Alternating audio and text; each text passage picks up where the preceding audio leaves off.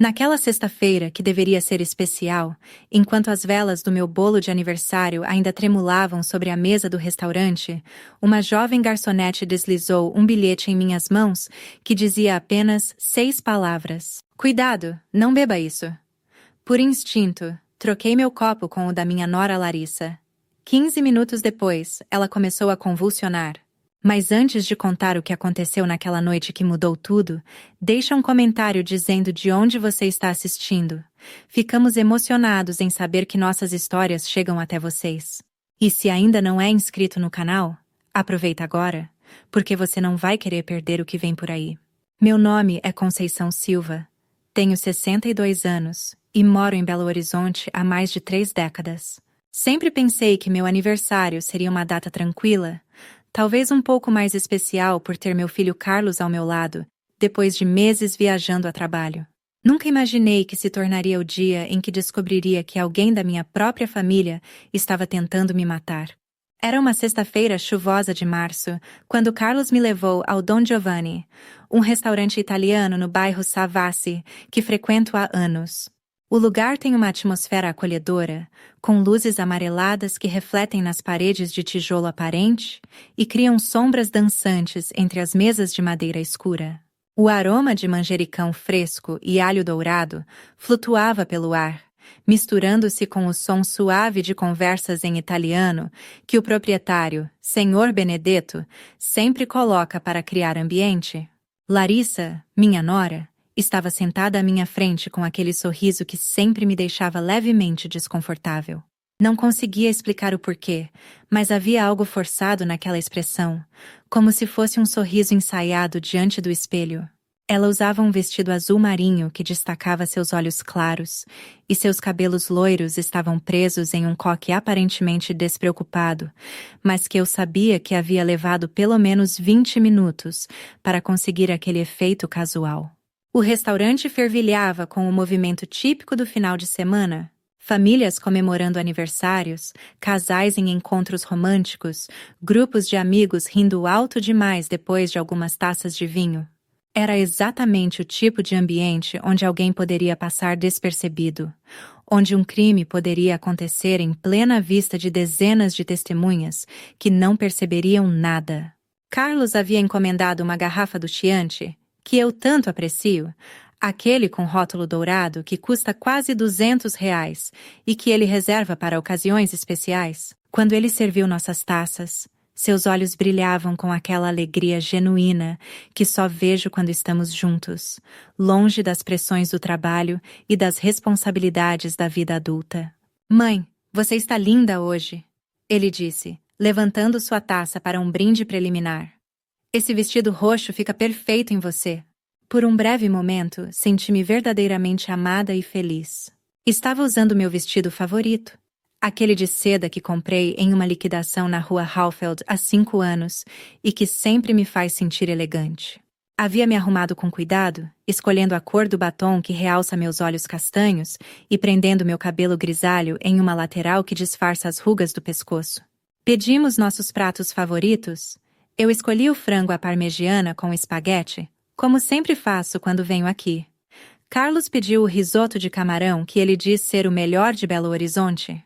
Larissa optou por uma salada Caesar, alegando estar fazendo dieta para entrar no vestido de uma festa de casamento no mês seguinte. Durante o jantar, comecei a notar pequenos detalhes no comportamento de Larissa que me incomodavam sem que eu conseguisse identificar exatamente o porquê. Seus dedos tamborilavam nervosamente na mesa de madeira, criando um ritmo irritante que eu tentava ignorar. Ela verificava o celular constantemente, sempre virado para baixo sobre a mesa, como se estivesse esperando uma mensagem importante ou escondendo algo de nós. Toda vez que Carlos se virava para conversar comigo, eu sentia os olhos de Larissa nos observando. Não era um olhar afetuoso de nora que admira a relação entre sogra e genro. Era algo mais calculista, como se ela estivesse avaliando cada palavra nossa, cada gesto, cada mudança de expressão. Quando chegou a hora do brinde oficial, Carlos se levantou solenemente, segurando sua taça como se fosse fazer um discurso importante. Sua voz se encheu de emoção quando ele falou: "A minha mãe, Conceição Silva, a mulher mais forte e corajosa que conheço. Que teve a força de criar um filho sozinha, que construiu uma vida digna com as próprias mãos, que nunca desistiu dos seus sonhos mesmo quando tudo parecia impossível. Suas palavras aqueceram meu coração de uma forma que não sentia há meses. Carlos tinha apenas 8 anos quando meu marido nos abandonou, e criá-lo sozinha foi a experiência mais desafiadora e recompensadora da minha vida. Trabalhei como faxineira durante anos, depois consegui um emprego numa loja de tecidos, estudei à noite para terminar o ensino médio e, aos poucos, construí a pequena loja de roupas que me deu estabilidade financeira. Larissa também ergueu sua taça, mas percebi que suas mãos tremiam ligeiramente, criando pequenas ondas no vinho vermelho. A Conceição, ela disse com uma voz que parecia forçada, por ser uma sogra tão especial. A pausa antes da palavra especial me causou um arrepio na espinha. Havia algo naquele tom, naquela hesitação, que me fez sentir como se estivesse sendo avaliada e considerada inadequada. Mas decidi ignorar a sensação e me concentrar na alegria do momento. Foi exatamente nesse instante, quando eu estava prestes a levar a taça aos lábios para o brinde, que percebi uma movimentação discreta próxima à nossa mesa. Uma jovem garçonete de cabelos castanhos cacheados, presos com um elástico simples, se aproximou como se fosse limpar migalhas da mesa ao lado da nossa. Ela não podia ter mais de 25 anos, com pele morena e olhos escuros, que pareciam carregar uma preocupação profunda. Usava o uniforme padrão do restaurante, camisa branca e saia preta. Mas havia algo em sua postura que me chamou a atenção. Ela se movia com uma urgência controlada, como alguém que havia tomado uma decisão difícil e estava determinada a executá-la. Com um movimento quase imperceptível, ela deslizou um pequeno papel dobrado ao lado do meu prato, entre a taça de vinho e o guardanapo de tecido. Antes de se afastar rapidamente, nossos olhos se encontraram por uma fração de segundo. O que vi ali me aterrorizou. Era um olhar de desespero urgente, de alguém que sabia algo terrível e precisava comunicá-lo sem conseguir falar abertamente. Meu coração começou a acelerar instantaneamente, como se meu corpo tivesse reconhecido o perigo antes da minha mente conseguir processá-lo. Com mãos que já começavam a tremer, desdobrei discretamente o papel por baixo da mesa, mantendo-o escondido do olhar de Carlos e Larissa. A mensagem estava escrita com caneta azul, em letras claras e urgentes que demonstravam pressa, mas também determinação. Não beba isso. Sua vida está em perigo. Confie em mim. J. O mundo ao meu redor pareceu desacelerar como nesses filmes onde tudo acontece em câmera lenta. Os sons do restaurante, conversas, talheres tocando pratos, música italiana de fundo, se tornaram distantes e abafados, como se eu estivesse submersa em água.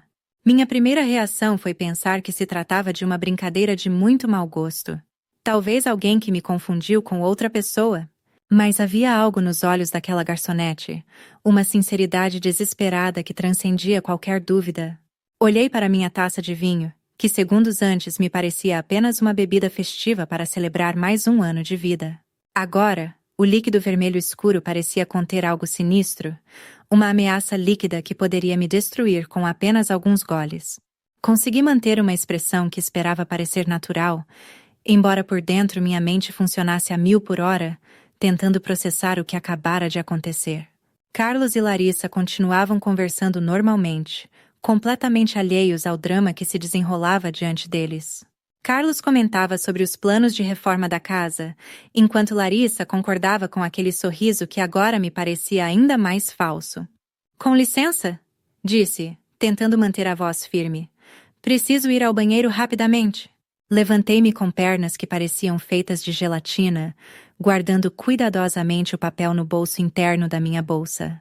O caminho até o banheiro pareceu interminável, cada passo um esforço gigantesco para manter a compostura.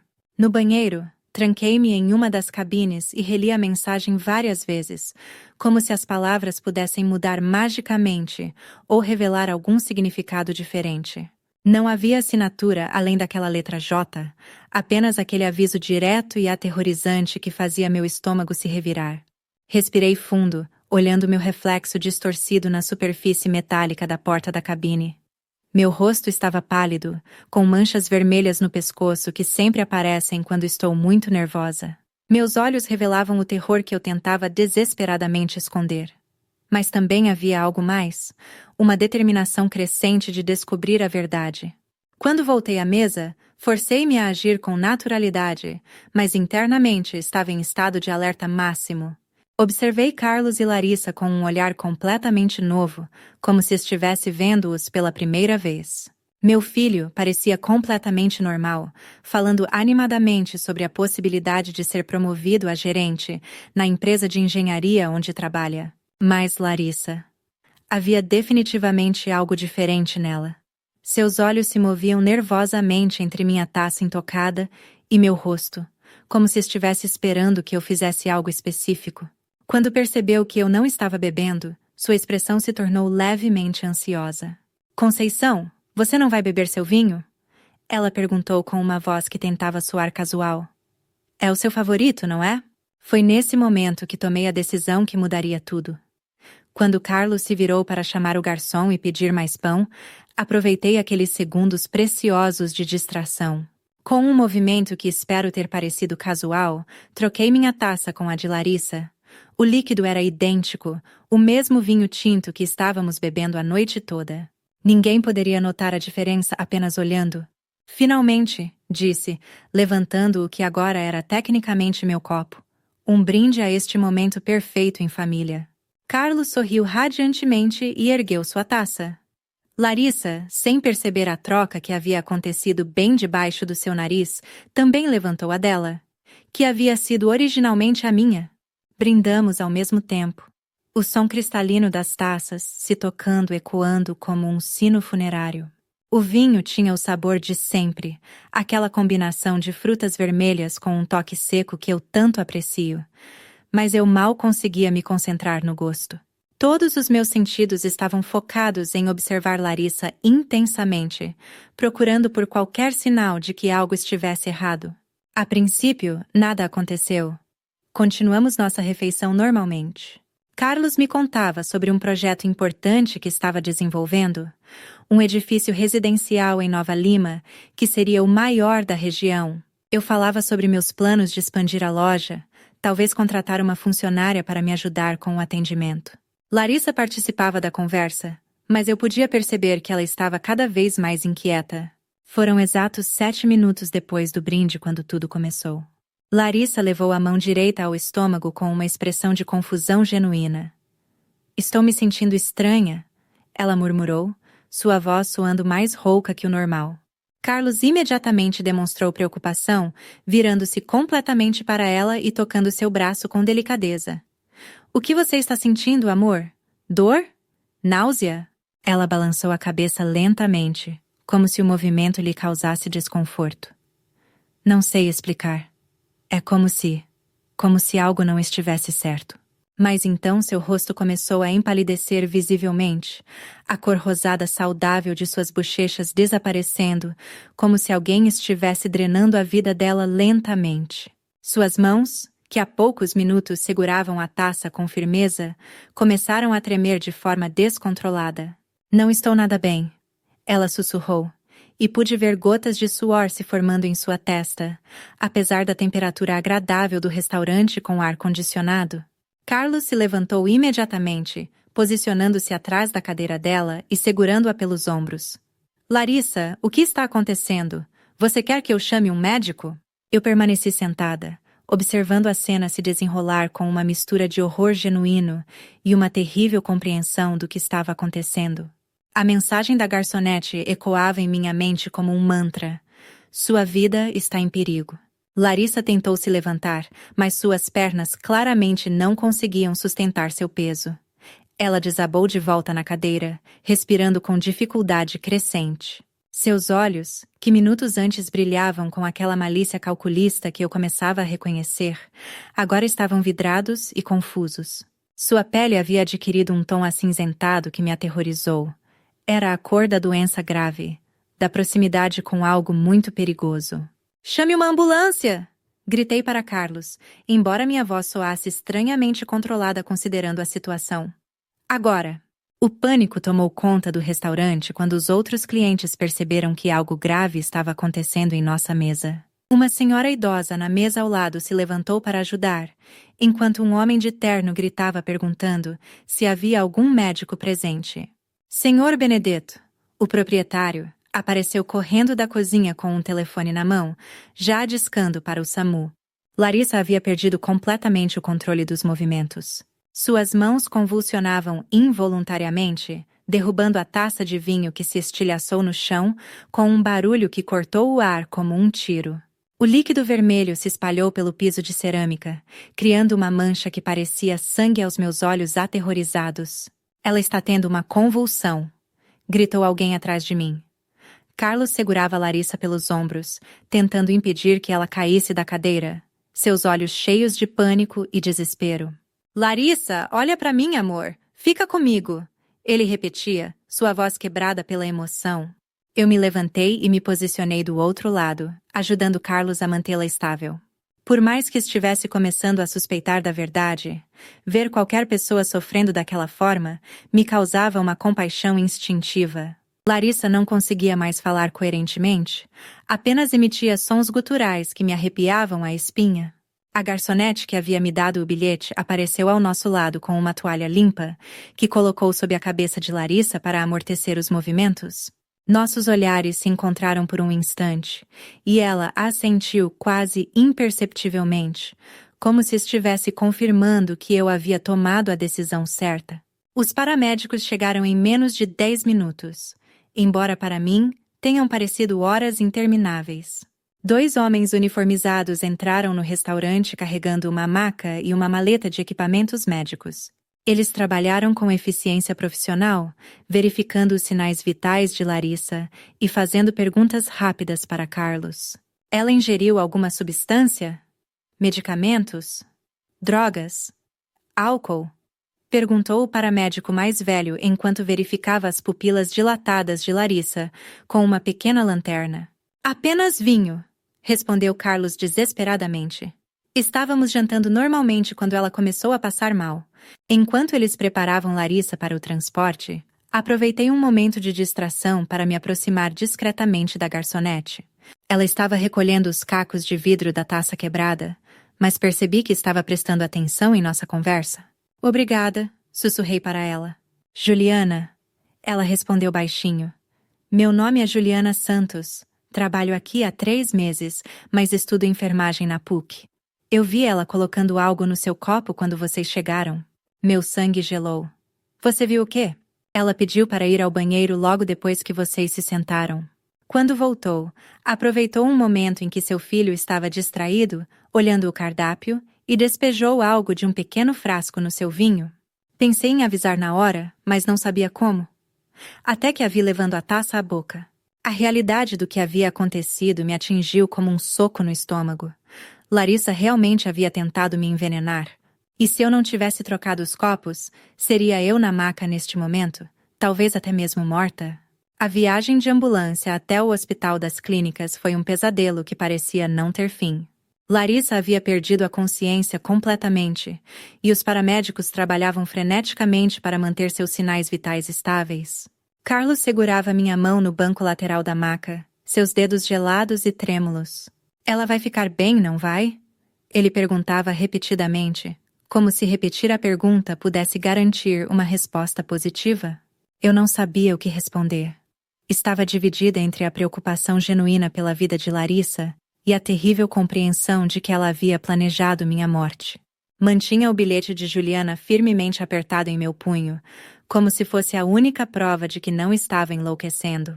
O cheiro de antisséptico e medicamentos do hospital me atingiu assim que as portas da ambulância se abriram. Era um aroma que sempre me causava ansiedade, me lembrando dos últimos dias de minha mãe, quando passei noites inteiras naquelas cadeiras desconfortáveis de sala de espera. Enquanto os médicos levavam Larissa apressadamente para a sala de emergência, Carlos e eu fomos direcionados para uma área de espera com cadeiras de plástico azul e paredes pintadas de um verde desbotado que não conseguia disfarçar a atmosfera sombria do lugar.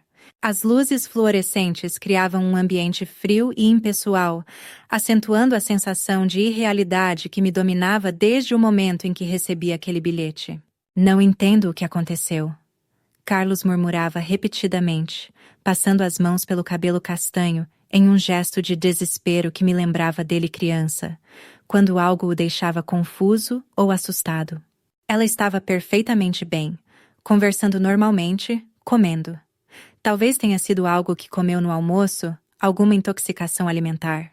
Eu permanecia em silêncio, observando outros familiares em situações similares. Uma mulher jovem chorava no telefone, relatando o acidente do marido para alguém da família.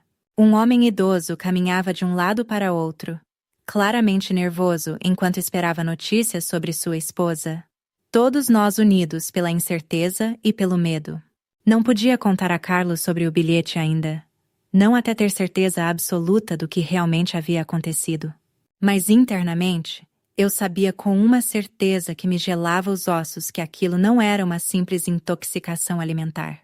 As palavras de Juliana ecoavam em minha mente como um alarme persistente. Eu vi ela colocando algo no seu copo.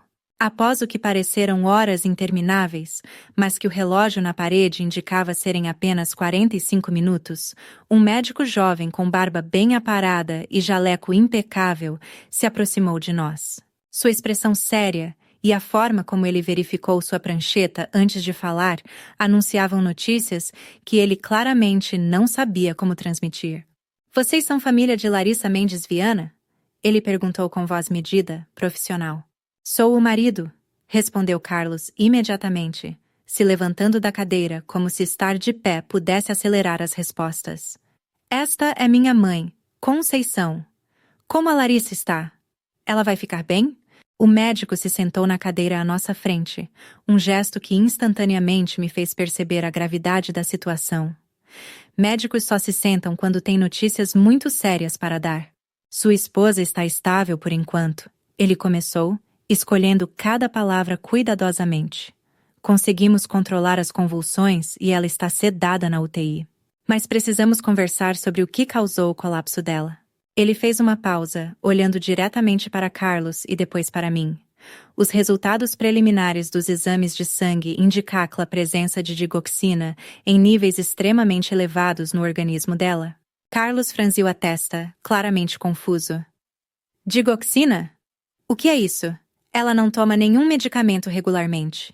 É um medicamento cardíaco", explicou o médico, sua voz ganhando um tom mais técnico. "Em doses normais e controladas, ajuda a regular o ritmo cardíaco em pacientes com certas condições. Mas na quantidade que encontramos no sistema da sua esposa, é potencialmente letal." Senti como se tivesse levado um soco no estômago. "Doutor", consegui dizer com voz trêmula, "o senhor está dizendo que alguém a envenenou?" "Não posso fazer essa determinação", respondeu o médico cautelosamente, mas seu tom sugeria que havia chegado à mesma conclusão. "Mas posso afirmar com certeza que essa quantidade de digoxina não chegou ao sistema dela por acidente. Teremos que contatar as autoridades para investigar como e quando ela foi exposta a essa substância." Carlos se levantou bruscamente, começando a caminhar de um lado para outro no pequeno espaço da sala de espera. Seus passos ecoavam no piso de linóleo com um ritmo nervoso que demonstrava seu estado mental. "Isso é impossível", ele murmurava para si mesmo. "Completamente impossível. Ninguém iria querer machucar a Larissa. Ela é uma boa pessoa, todo mundo gosta dela." Eu conhecia a resposta para o mistério, mas ainda não podia revelá-la. Precisava de mais informações, mais confirmações, antes de destruir o mundo de meu filho com uma verdade tão brutal. "Doutor?" perguntei, tentando manter minha voz firme. "É possível que alguém tenha colocado esse medicamento em uma bebida? Seria detectável no gosto?" "Certamente é possível", ele respondeu, me olhando com uma expressão mais atenta. "A digoxina pode se dissolver em líquidos, especialmente álcool, e dependendo da concentração, pode ser praticamente indetectável no sabor. Neste caso específico, detectamos também uma quantidade considerável de álcool no sistema dela, o que pode intensificar drasticamente os efeitos tóxicos." Essa foi a confirmação final que eu precisava.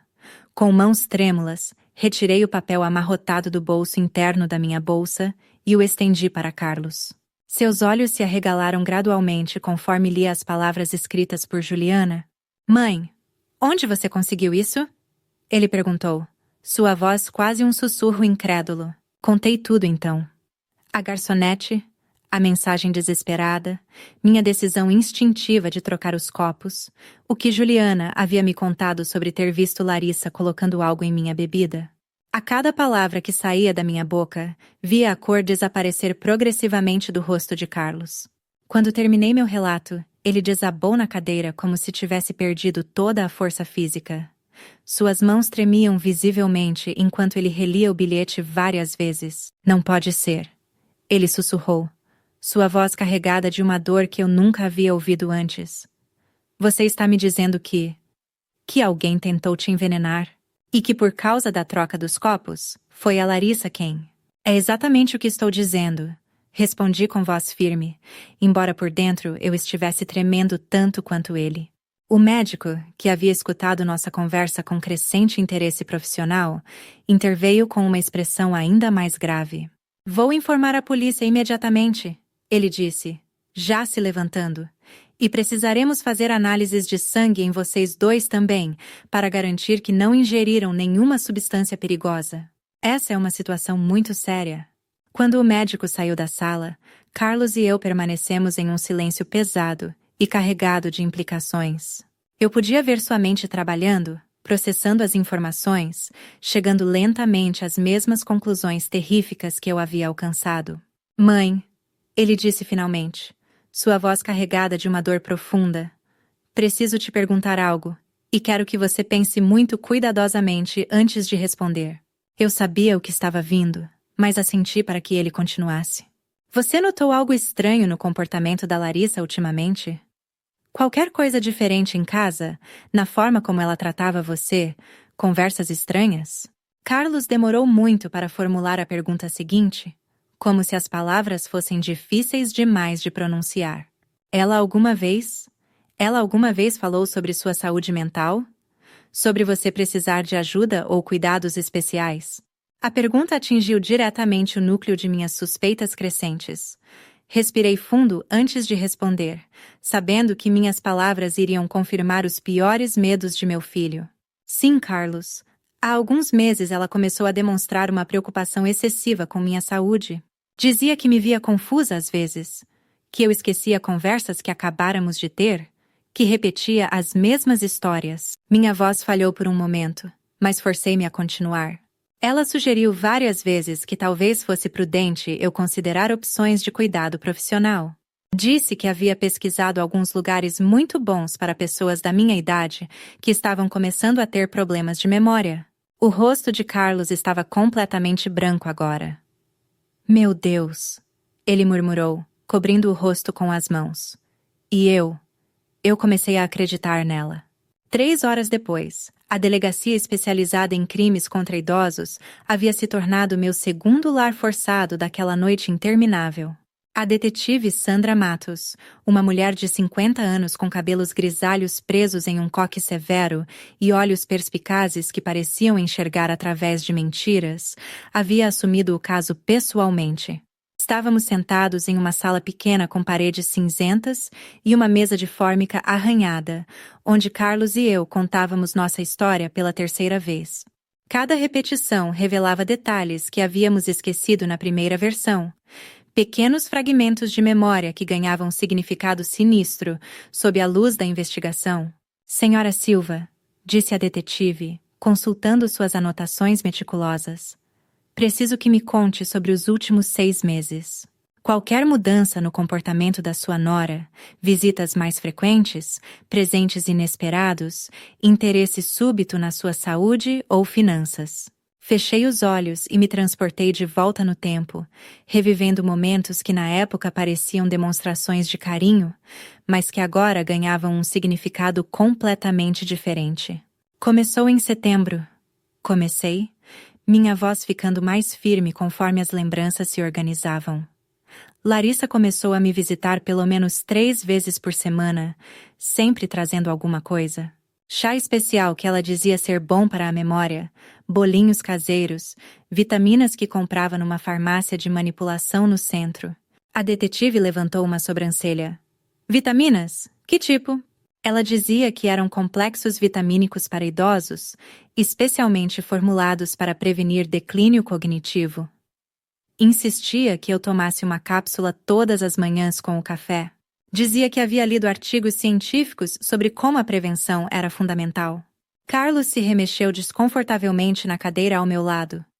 Mãe, você nunca me contou sobre essas vitaminas? Porque a Larissa disse que eram caras e que ela queria fazer isso como um presente especial para mim. Pediu para não comentar com você porque queria que fosse uma surpresa, uma demonstração de como ela se importava com meu bem-estar. A detetive fez mais algumas anotações. E como a senhora se sentia depois de tomar essas vitaminas? A lembrança me causou um aperto no peito. Nos primeiros dias, me sentia normal. Mas depois de umas 2 semanas, comecei a ter episódios estranhos. Tonturas, confusão mental, momentos em que não conseguia me lembrar de conversas que acabara de ter. Que tipo de confusão mental? Eu estava conversando com alguém na loja e, de repente, perdia completamente o fio da meada. Ficava parada no meio de uma frase, sem conseguir me lembrar do que estava falando. Outras vezes, ia ao supermercado e esquecia completamente o que tinha ido comprar, mesmo com a lista na mão. Carlos fechou os punhos sobre a mesa. E a Larissa sabia disso? Não apenas sabia como foi ela quem começou a documentar esses episódios. Respondi, sentindo a raiva crescer na minha voz. Ela chegava para me visitar e dizia coisas como: Conceição, você se lembra da conversa que tivemos ontem sobre o seu médico?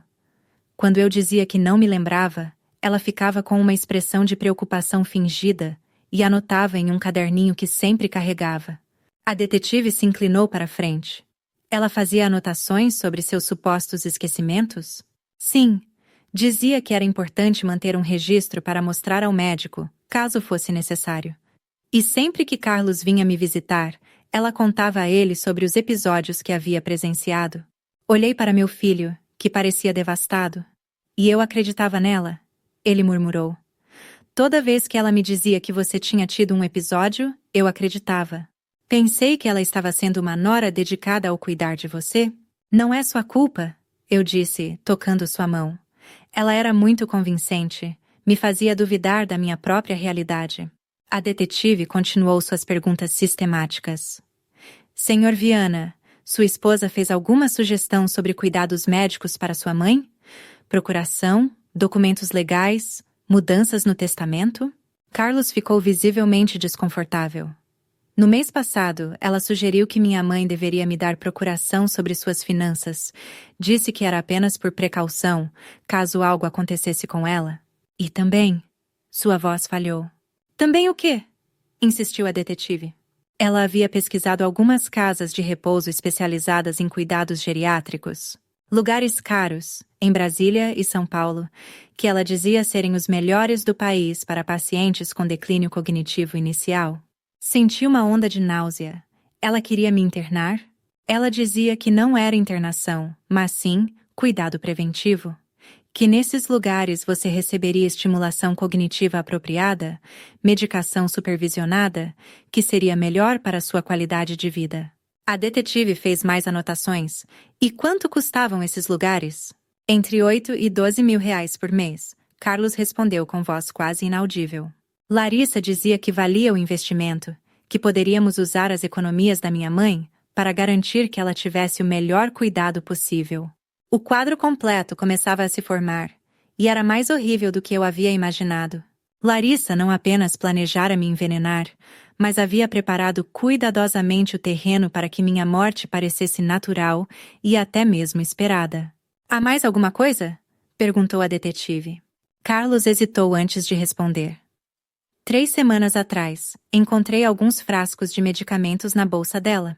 Quando perguntei, ela disse que eram vitaminas para ela mesma, suplementos para aumentar a energia. Mas agora que penso nisso... Ele parou, claramente perturbado. O que você lembra sobre esses frascos? Eram pequenos, De vidro escuro, sem rótulos comerciais, pareciam medicamentos manipulados, e nunca a vi tomando nenhum. Nesse momento, uma policial civil entrou na sala com uma pasta de documentos. Detetive Matos, temos os resultados da busca na residência dos suspeitos. A detetive abriu a pasta e seus olhos se arregalaram ligeiramente conforme lia. Senhora Silva, Senhor Viana, preciso informá-los sobre o que encontramos na casa de vocês. Ela organizou alguns papéis na mesa diante de nós. Encontramos um esconderijo no closet do quarto principal. Havia 17 frascos de medicamentos diferentes, todos potencialmente letais se administrados incorretamente. Digoxina, insulina, warfarina e várias outras substâncias controladas. Meu sangue gelou. 17 frascos?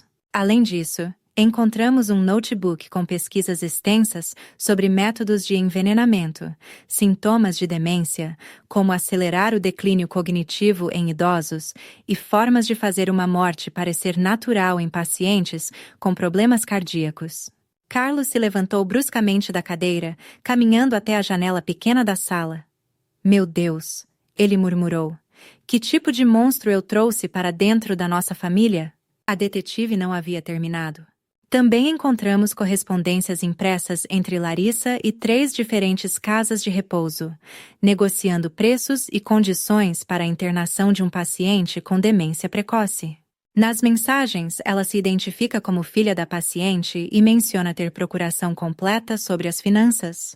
Ela estava planejando isso há meses, eu disse, mais para mim mesma do que para os outros.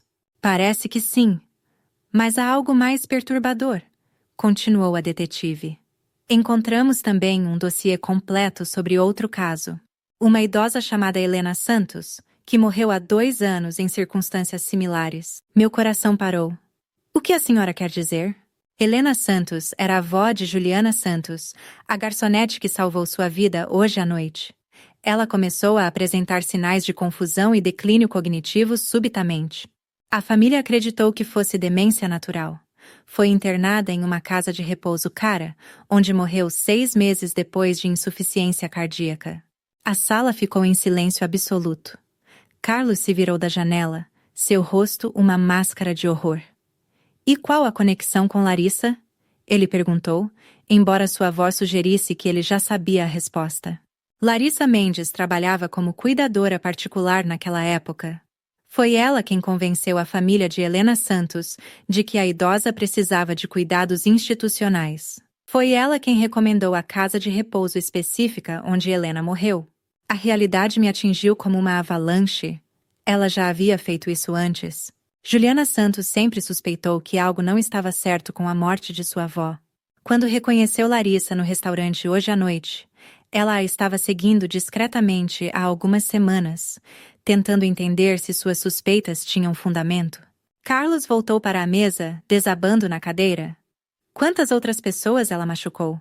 Estamos investigando agora, mas com base no que encontramos hoje, suspeitamos que Helena Santos não foi a única vítima anterior.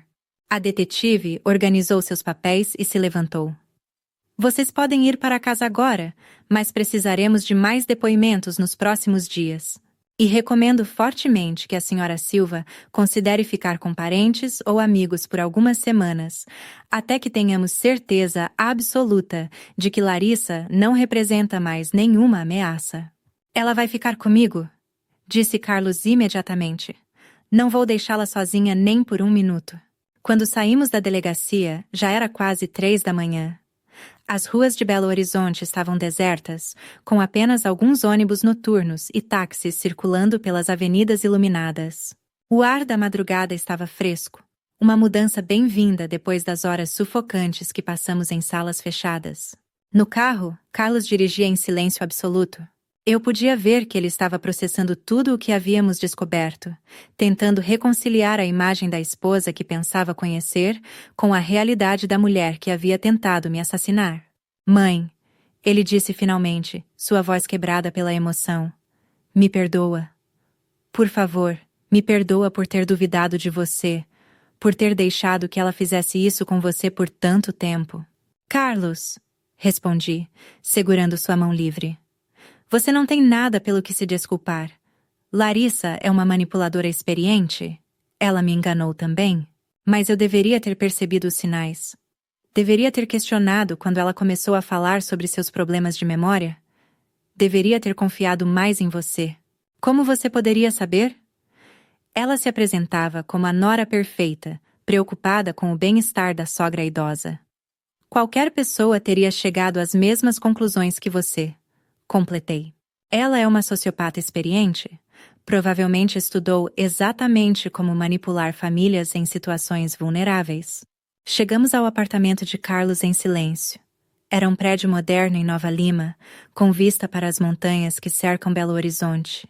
Normalmente eu adorava passar tempo ali, mas naquela madrugada o lugar me parecia estrangeiro e desconfortável. Cada sombra poderia esconder uma ameaça, cada som poderia anunciar perigo. 2 semanas após aquela noite terrível, Larissa finalmente havia se recuperado o suficiente para ser transferida da UTI para uma enfermaria hospitalar sob custódia policial. A ironia não passou despercebida por mim. Ela estava sendo tratada pelos mesmos médicos que haviam salvado sua vida depois que ela tentou tirar a minha. A detetive Matos me ligou numa terça-feira ensolarada para informar que Larissa havia solicitado uma conversa comigo. Ela alega ter informações importantes sobre outros casos, explicou a detetive. Obviamente, a senhora não tem obrigação alguma de aceitar esse encontro, Dona Conceição. Mas ela insiste que só falará se puder conversar diretamente com a senhora. Parte de mim queria recusar imediatamente. A última coisa que desejava era ficar frente a frente com a mulher que havia planejado sistematicamente minha morte durante meses.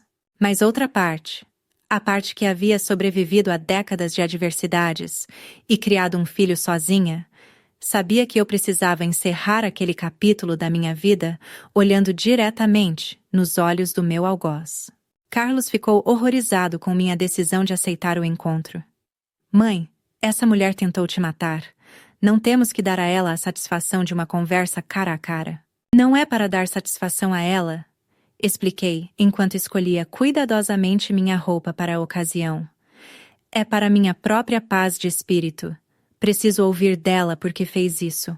Preciso entender como uma pessoa pode ser tão fria, tão calculista. O encontro foi marcado para acontecer na sala de visitas do hospital, sob supervisão policial rigorosa. Quando entrei na sala, encontrei Larissa sentada em uma cadeira de rodas, ainda conectada a alguns equipamentos médicos, mas com os olhos tão afiados e calculistas quanto sempre. Ela havia perdido peso durante a internação, o que acentuava seus traços angulares, dando-lhe uma aparência quase vampiresca. Conceição, ela disse, sua voz rouca mais firme. Obrigada por vir. Sei que não foi uma decisão fácil. Sentei-me na cadeira de frente para ela, mantendo uma distância segura. 2 policiais permaneceram no canto da sala, observando cada movimento nosso. Por quê? Perguntei sem preâmbulos. Essa é a única coisa que preciso saber. Por que você tentou me matar? Larissa sorriu. Um sorriso frio que me fez lembrar de uma serpente prestes a atacar. Você realmente quer saber a verdade completa? Ou prefere uma versão que te permita dormir melhor à noite? Quero a verdade. A verdade é que você era um obstáculo, ela disse com uma naturalidade perturbadora. Carlos tem uma herança considerável aguardando por ele quando você morrer. Uma casa avaliada em R$700 mil, mais de 200 mil em investimentos e uma aposentadoria que poderia ser transferida para ele em certas circunstâncias. Senti como se tivesse levado um tapa no rosto. Você ia me matar por dinheiro? Não apenas por dinheiro, ela corrigiu, ajustando-se na cadeira com um movimento que parecia ensaiado. Também por controle. Você tem uma influência muito forte sobre Carlos. Ele te consulta antes de tomar qualquer decisão importante. Te liga todos os dias. Sempre que eu sugeria algo para o futuro nosso, ele dizia que precisava conversar com você primeiro. A frieza em sua voz me gelou até os ossos. Então você decidiu me eliminar? Decidi resolver um problema de forma eficiente. Idosos com demência morrem de complicações cardíacas o tempo todo. Seria natural, esperado. Carlos ficaria triste por um tempo, mas se recuperaria. E eu estaria lá para consolá-lo e ajudá-lo a construir uma vida nova.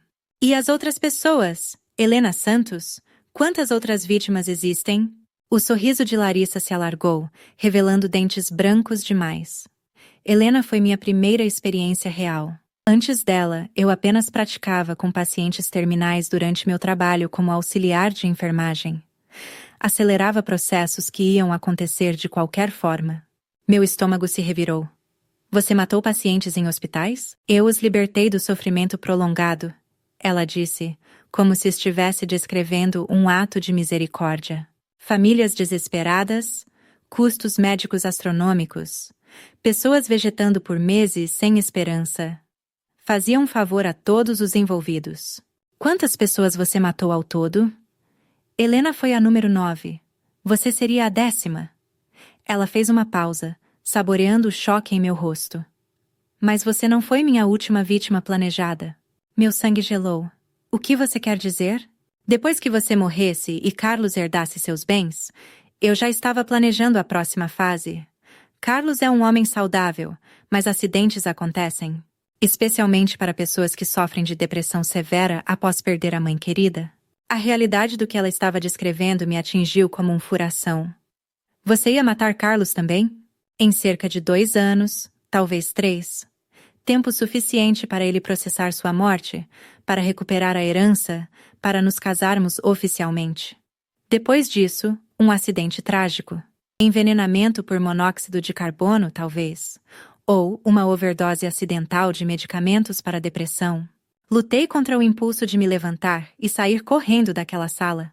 A maldade casual com que ela descrevia seus planos era mais assustadora que qualquer filme de terror que eu já tinha assistido.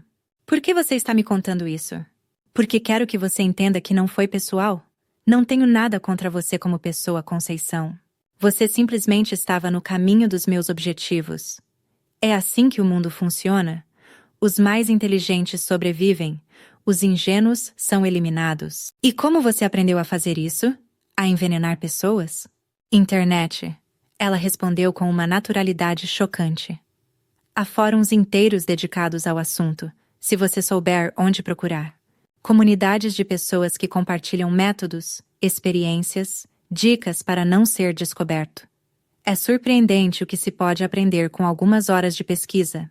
Ela se inclinou para frente na cadeira de rodas, seus olhos brilhando com uma luz que me aterrorizou. Mas cometi um erro com você. Subestimei sua intuição. A maioria das minhas vítimas anteriores nunca suspeitou de nada até ser tarde demais. Você tinha algo diferente? Uma desconfiança instintiva que eu deveria ter levado mais a sério. E agora, você sente algum arrependimento? Larissa riu, um som áspero e desagradável. Arrependimento por quê? Por ter sido descoberta? Claro. Por não ter conseguido completar meus planos? Absolutamente. Mas por ter tentado te matar? Não, Conceição. Você ainda é um obstáculo, mesmo estando eu presa. Carlos nunca vai conseguir seguir em frente completamente enquanto você estiver viva para lembrá-lo do que aconteceu. Levantei-me da cadeira, sentindo que havia ouvido o suficiente, mas Larissa não havia terminado. Há mais uma coisa que você deveria saber, ela disse, sua voz ganhando um tom quase melodioso. Eu não trabalhava sozinha. Parei no meio do caminho até a porta. O que você quer dizer? Existe uma rede, Conceição. Pessoas como eu, que identificam alvos adequados, compartilham métodos, às vezes até colaboram em casos mais complexos. Eu era apenas um membro de uma comunidade muito maior. Você está mentindo. Estou te oferecendo informação valiosa em troca de algo que preciso. E o que seria isso? Quero que você convença Carlos a me visitar. Uma única vez. Há coisas que preciso dizer a ele, coisas que ele precisa entender sobre nossa relação. Jamais vou permitir que você se aproxime dele novamente. Larissa sorriu aquele sorriso frio mais uma vez. Então outras pessoas vão morrer, Conceição. E suas mortes estarão em suas mãos, porque você teve a oportunidade de obter informações que poderiam salvá-las. Saí da sala sem responder, mas suas palavras ecoaram em minha mente durante toda a viagem de volta para casa.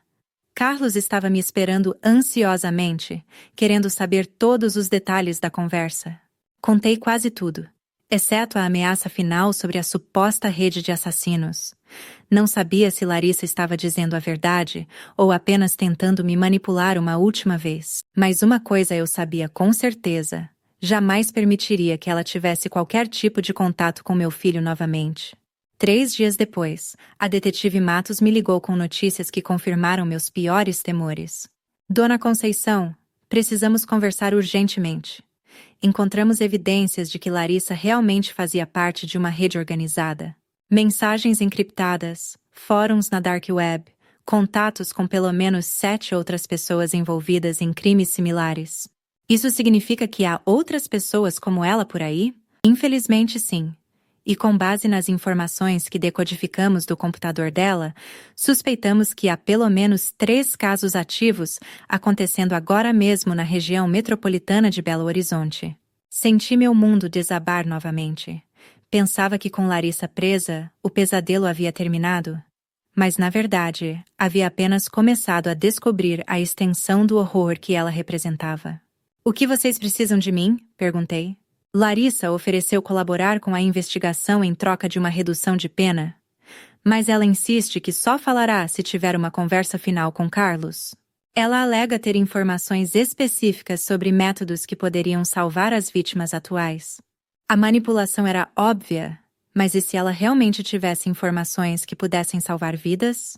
Como eu poderia viver comigo mesma sabendo que outras pessoas poderiam morrer, porque eu me recusei a permitir uma conversa supervisionada? Quando contei para Carlos sobre o pedido de Larissa, sua reação foi de repulsa imediata. "Não, mãe. Absolutamente não. Ela já fez mal suficiente para nossa família." "Mas, Carlos, e se ela realmente souber de outras vítimas? E se pudermos salvar outras famílias de passar pelo que nós passamos?" Ele ficou em silêncio por um longo tempo, olhando pela janela do apartamento para as montanhas ao longe. Quando finalmente se virou para mim, havia lágrimas em seus olhos. "Se eu fizer isso, se eu conversar com ela, você promete que depois disso acabou? Que nunca mais teremos que lidar com Larissa Mendes de forma alguma?" "Eu prometo." A conversa entre Carlos e Larissa aconteceu numa quinta-feira chuvosa, 3 semanas após minha própria visita. Eu esperei na sala de espera do hospital, observando a chuva bater contra as janelas, enquanto meu filho enfrentava o demônio que quase destruiu nossa família. Quando ele saiu da sala de visitas 40 minutos depois, seu rosto estava pálido como papel, mas havia uma expressão de alívio em seus olhos que não via há meses. "Ela me contou tudo sobre a rede", ele disse enquanto caminhávamos pelos corredores do hospital. "Nomes, métodos, vítimas planejadas.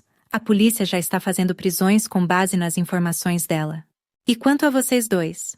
Ela disse alguma coisa sobre seu relacionamento?" Carlos parou de andar e se encostou na parede do corredor, passando as mãos pelo rosto com cansaço. "Ela admitiu que nunca me amou. Disse que eu era apenas um meio para chegar até você e sua herança. Que praticou comigo os métodos de manipulação que havia aprendido com vítimas anteriores." Apesar de saber que essa era a verdade, ver meu filho ouvir essas palavras de forma tão crua me partiu o coração. "Mas sabe de uma coisa, mãe? Foi libertador ouvir isso.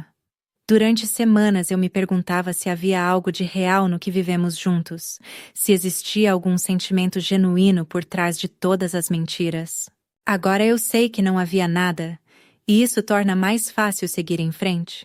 6 meses depois do julgamento, onde Larissa foi condenada a 25 anos de prisão por homicídio qualificado e tentativa de homicídio, nossa vida havia encontrado um novo ritmo.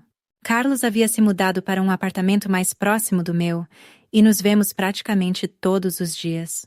Ele começou a fazer terapia com uma psicóloga especializada em traumas familiares, e aos poucos, conseguimos reconstruir nossa confiança mútua. Durante nossas sessões conjuntas, sim, eu também faço terapia agora, falamos abertamente sobre como a manipulação de Larissa havia afetado nossa relação. "Mãe", Carlos me disse durante uma de nossas sessões mais recentes, "acho que uma parte de mim sempre soube que algo não estava certo, mas era mais fácil acreditar que sua mente estava se deteriorando do que enfrentar a possibilidade de que minha esposa fosse uma mentirosa." "Por que era mais fácil?" nossa terapeuta perguntou. Porque se minha mãe estivesse doente, eu poderia ser o herói que cuidava dela. Mas se Larissa estivesse mentindo, isso significava que eu havia escolhido mal, que eu havia trazido perigo para a vida da minha mãe. Isso me tornava o vilão da história. Foi doloroso ouvir isso, mas também foi um alívio. Carlos havia encontrado coragem para ser honesto sobre seus próprios medos e inseguranças, e isso nos permitiu realmente nos curarmos. Recentemente, Carlos começou a sair com alguém novo. Marina, uma professora de história que conheceu num curso de culinária italiana, que decidiu fazer para se reconectar com atividades prazerosas. No início, confesso que me preocupei. Como eu poderia confiar em outra mulher depois do que Larissa havia feito? Mas Marina é genuinamente transparente. Ela conhece toda a nossa história e respeita completamente os limites que estabelecemos. Quando Carlos me apresentou a ela, fez questão de deixar claro que nossa relação mãe e filho era prioridade absoluta. E Marina não apenas concordou, como disse que admirava a proximidade que temos. Conceição, Carlos me disse na semana passada durante nosso almoço dominical tradicional: quero que saiba que nunca mais vou permitir que alguém te machuque. Aprendi a reconhecer os sinais de manipulação e prometo que sempre acreditarei em você quando disser que algo não está certo. Carlos, respondi segurando sua mão. Não preciso que você me proteja de tudo. Só preciso que confie em mim e no meu discernimento. Sou mais forte do que qualquer um de nós pensava. E é verdade. Sou mais forte. O processo de sobreviver à traição de Larissa, de lutar pela minha sanidade e minha vida, me ensinou coisas sobre mim mesma que nunca soube. Tenho 62 anos, mas em muitos aspectos, sinto como se minha vida real estivesse apenas começando. Retomei atividades que havia abandonado durante os meses em que Larissa me envenenava. Voltei para minhas aulas de hidroginástica no clube, onde minhas colegas me receberam de braços abertos. Entrei num grupo de leitura na biblioteca municipal. Até comecei a ter aulas de pintura em aquarela, algo que sempre quis fazer, mas nunca encontrei tempo. Cada nova atividade, cada nova amizade, cada dia que acordo sem medo, é uma vitória sobre o que Larissa tentou fazer comigo. Mas talvez a mudança mais significativa tenha sido minha decisão de usar minha experiência para ajudar outras pessoas. Comecei a dar palestras em grupos de idosos sobre os sinais de abuso financeiro e psicológico. Trabalho como voluntária numa organização que oferece suporte a vítimas de crimes domésticos. Foi através desse trabalho voluntário que conheci Juliana Santos, a garçonete corajosa que salvou minha vida naquela noite no restaurante. Descobrimos que tínhamos muito mais em comum do que imaginávamos. Ambas havíamos perdido pessoas queridas para predadores como Larissa. Ambas tínhamos desenvolvido uma intuição aguçada para reconhecer comportamentos manipulativos. Juliana terminou seu curso de enfermagem e agora trabalha numa unidade de cuidados geriátricos, onde usa sua experiência traumática para proteger pacientes idosos vulneráveis.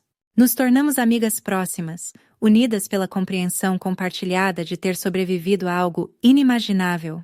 Você sabe, Juliana me disse ontem durante nosso café da tarde semanal, às vezes penso que minha avó Helena morreu para que eu pudesse salvar você.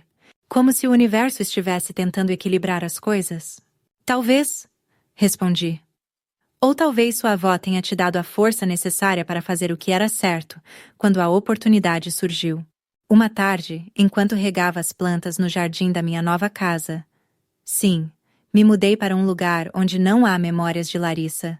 Encontrei uma carta na caixa de correio. Não tinha remetente, mas reconheci imediatamente a caligrafia.